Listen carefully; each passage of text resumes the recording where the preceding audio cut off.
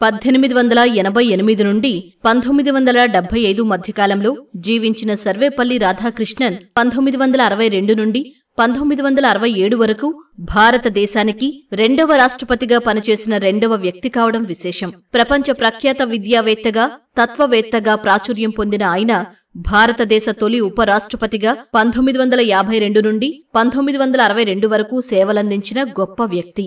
ఉపాధ్యాయ వృత్తి నుంచి వచ్చిన వ్యక్తి కావడంతో ఆయన పుట్టినరోజైన సెప్టెంబర్ 5ను భారతదేశంలో గురుపూజోత్సవం అంటే టీచర్స్ డేగా పాటిస్తారు. దీనిని గురువులకు నివాళిగా జరుపుకుంటున్నాం.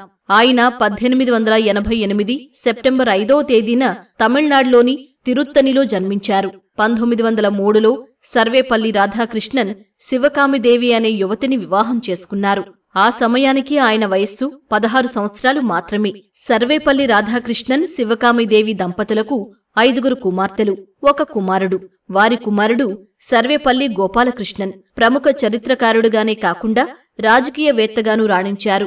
తొలుత మైసూర్ విశ్వవిద్యాలయంలో అసిస్టెంట్ ప్రొఫెసర్గా పాఠాలు చెప్పిన రాధాకృష్ణన్ ఆంధ్ర విశ్వవిద్యాలయం, కోల్కతా విశ్వవిద్యాలయాలలో, అనంతరం ఆక్స్ఫర్డ్ విశ్వవిద్యాలయంలోని Spalding chair of eastern religion and ethics కు 1936 నుండి 1952 వరకు తన సేవలందించారు.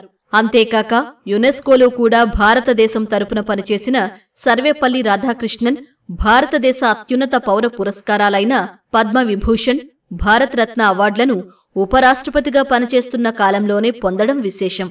సర్వేపల్లి రాధాకృష్ణన్ తన జీవితాంతం భారతీయ సంస్కృతిని, విద్యా వ్యవస్థను ప్రోత్సహిస్తూ ప్రపంచానికి మార్గనిర్దేశం చేసిన గొప్ప వ్యక్తి.